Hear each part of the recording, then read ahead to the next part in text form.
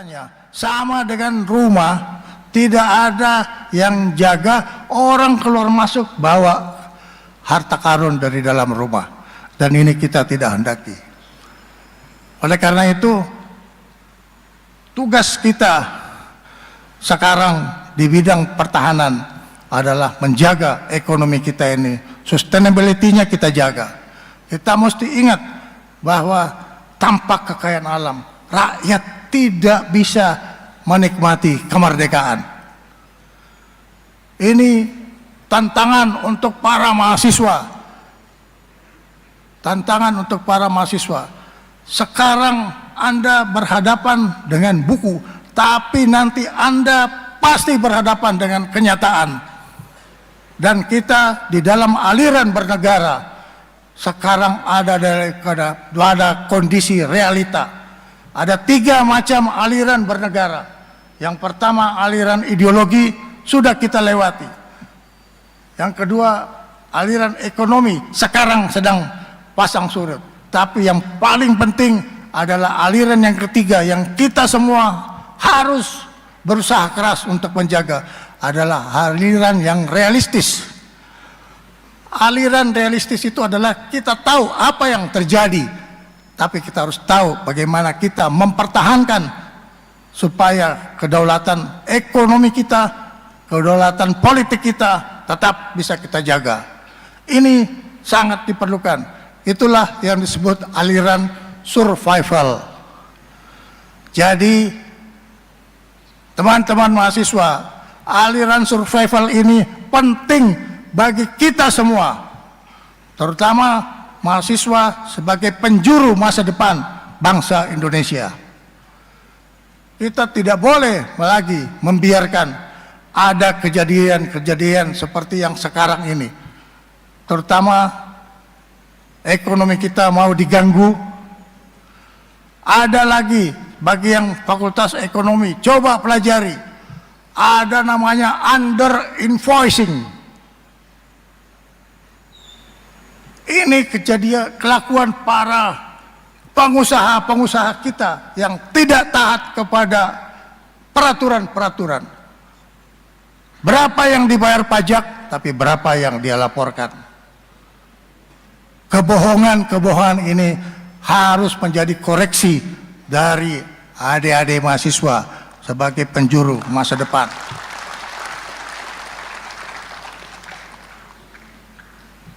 Anda boleh menyalahkan kami, tapi Anda tidak boleh salah untuk ke depan. Perbaiki. Ya. Ini penting sebagai tantangan masa depan bagi bangsa Indonesia. Sedikit lagi mengenai sumber daya alam kita. Kita memiliki nikel yang sangat besar. Kita memiliki bauksit yang sangat besar. Tapi yang terjadi adalah orang keluar pelabuhan tanpa pemeriksaan.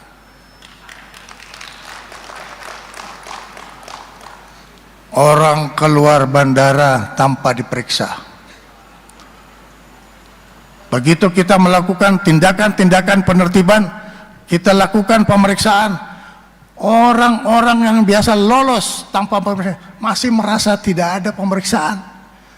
Pada satu hari dia lewat dengan membawa ilegalnya itu ke Tanggor. Ke Tanggor itu apa ya? Apa itu? Saya lupa ya, saya terlalu lama tinggal di Jakarta jadi saya susah itu. Kepegang sama petugas. Ternyata dia lupa bahwa hari ini sudah ada pemeriksaan. Jadi sebelumnya itu dia laksanakan aja, keluar masuk, bawa ilegal. Bayangkan adik-adik mahasiswa, begitulah kedaulatan ekonomi kita sekarang diancam orang. Tapi juga pakai bangsa sendiri. Inilah kalau kita mau di divide et impera. Itu. Jadi jangan sekali-sekali harus dari Universitas Hasanuddin yang keluar serang itu mereka. Wako. Ya, serang itu korupsi. Serang itu ilegal. Kalian itu adalah negarawan, hanya belum saatnya duduk di kursi negarawan. Tapi semangatmu harus kau pelihara, ya.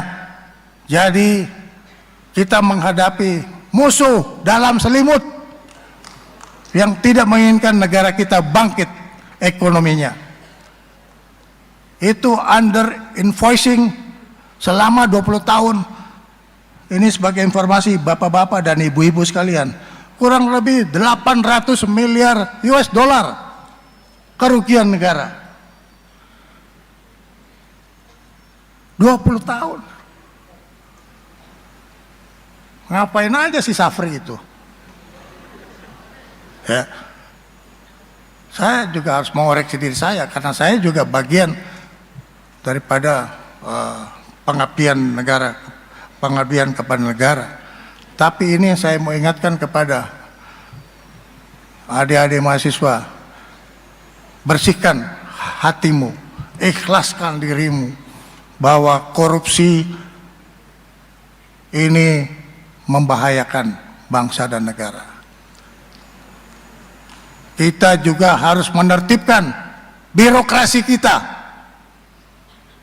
Birokrasi kita itu bukan lambat-lambat asal kelakon, tapi lambat-lambat masuk jurang. Jadi kita harus perbaiki.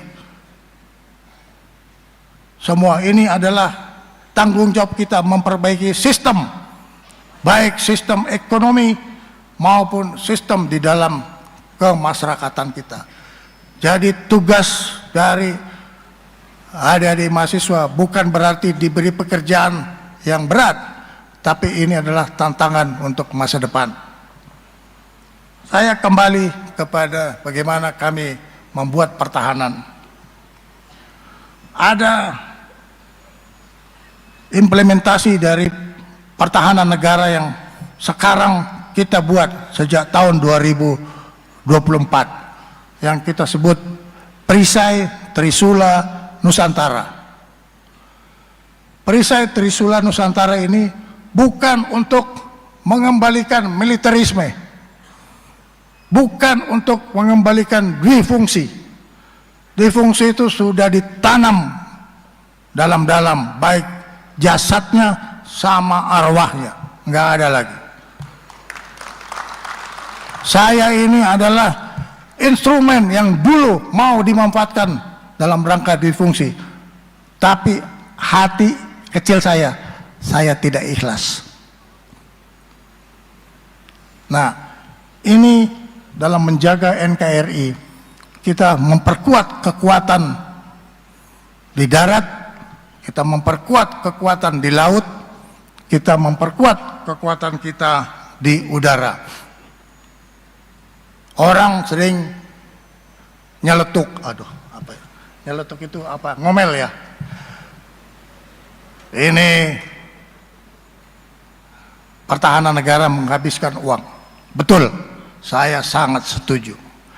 Tapi cobalah dipikirkan secara logika dan perasaan, antara rasa dan rasio.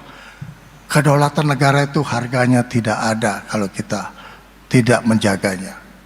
Kedaulatan negara itu susah dibayar dengan harga sepucuk senjata, 1000 senjata, 1.000.000 senjata, tidak cukup. Sekali kedaulatan negara kita itu terpotong, susah kita kembali lagi untuk menegakkan kedaulatan negara. Jadi kita ingin menjaga negara kesatuan Republik Indonesia ini dengan memperkuat pertahanan negara. Di kekuatan darat kita tahu, adik-adik mahasiswa tahu bahwa pemerintah daerah itu semua kabupaten, kalau belum mau dikembangkan lagi, itu kurang lebih 514 kabupaten kota di seluruh Indonesia. Ini kabupaten ini penting. Ini adalah tulang punggung di mana rakyat untuk menjadi sumber penghidupan kita, karena dia dikendalikan oleh pemerintah kabupaten. Setiap kabupaten akan kita jaga. Berarti kita harus memiliki 500 satuan untuk menjaga kabupaten. Itu satu. Sekarang sumber daya alam kita. Sumber daya alam kita itu ada yang kita pakai sehari-hari, tapi ada juga yang kita gunakan untuk keluar. Ini harus dijaga. Ada satu kejadian terjadi di Irak. Ini saya tadi cerita soal regional itu, orang selalu intip-intip, dia punya kekuatan apa. Jadi Irak itu mempunyai kekuatan ekonomi cukup besar, ya, minyak dan gas. 3 minggu lalu diserang markas, diserang dia punya kilang minyak, sehingga dia punya kedaulatan ekonomi menurun, kekuatan ekonominya menurun. Kita tidak boleh. Oleh karena itu, kekuatan kita menjaga kilang dan terminal Pertamina agar supaya instalasi strategis ini tidak terganggu oleh gangguan-gangguan keamanan yang mungkin bisa berasal dari luar dengan menggunakan proksi dari dalam. Kita akan lengkapi ini dengan kemampuan anti drone, sebab di Irak itu yang diserang itu adalah menggunakan drone.